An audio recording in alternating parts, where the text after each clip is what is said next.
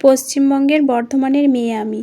বর্ধমানের মেয়ে সীতাভোগ বানাবো না তাই কি কখনো হয়? কম বেশি সবাই জানি যে বর্ধমানের সীতাভোগ বিখ্যাত।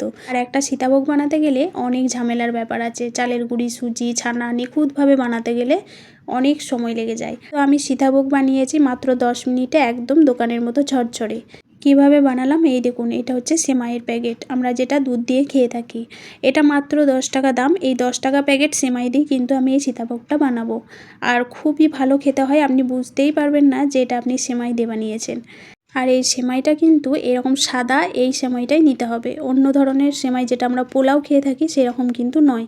এরপরে সেমাইটাকে আমি সেদ্ধ করে নেব মাত্র 2 মিনিটের জন্য। এখানে সাদা তেল দিয়ে দিলাম, দিয়ে সেমাইটা দিয়ে দিলাম। এটা সেদ্ধ হওয়ার জন্য 2 মিনিট রাখবো। 2 মিনিটের বেশি আমি রাখবো না, তাহলে কিন্তু নরম হয়ে যাবে, আর নরম হয়ে গেলে সীতাভোগটা একদমই ঝরঝরে হবে না। এবারে এটা আমি ছাঁকুনির মধ্যে ঢেলে নিচ্ছি, আর এর মধ্যে একটু ঠান্ডা জল দিয়ে দিলাম। ব্যাস হয়ে গেল। এরপরে এদিকে আমি কড়াইয়ের মধ্যে 1 চামচ ঘি নিয়ে নিলাম। ঘিয়ের মধ্যে এই যে সেমাইটাকে আমি দিয়ে দিলাম। এবারে হালকা করে ঘিয়ের সাথে সেমাইটাকে ভেজে নেব। এর মধ্যে আমি পরিমাণ মতো চিনি দিয়ে দিচ্ছি।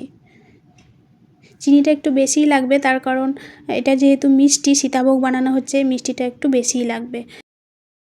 এবারে এর মধ্যে আমি 2টো এলাচ দিয়ে দেবো।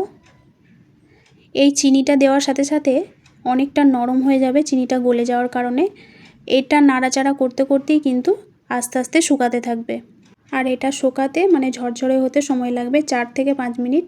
এর মধ্যে দিয়ে দিচ্ছি চেরি ফল, আমি কেটে দিয়ে দিলাম। এবার এটাকে ভালো করে মিশিয়ে নেব। সীতাভোগের মধ্যে চেরি ফল না দিলে কিন্তু সেই সীতাভোগটা ভালোই লাগবে না খেতে, আর এই চেরি ফলটা দেওয়ার কারণেই কিন্তু সীতাভোগের স্মেলটা দারুণ আসে।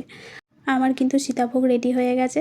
এটা খেতে কিন্তু একদম সীতাভোগের মতনই লাগবে, মানে বুঝতেই পারবেন না যে এটা সেমাই দিয়ে বানানো হয়েছে। মনে হবে পুরো যেমন দোকানে চাল, সুজি, ছানা দিয়ে বানানো হয় সেই রকমই খেতে লাগে। হঠাৎ করে গেস্ট এলে আপনি কিন্তু এটা বানিয়ে দিতে পারবেন, ঝটপট রেডি হয়ে যাবে।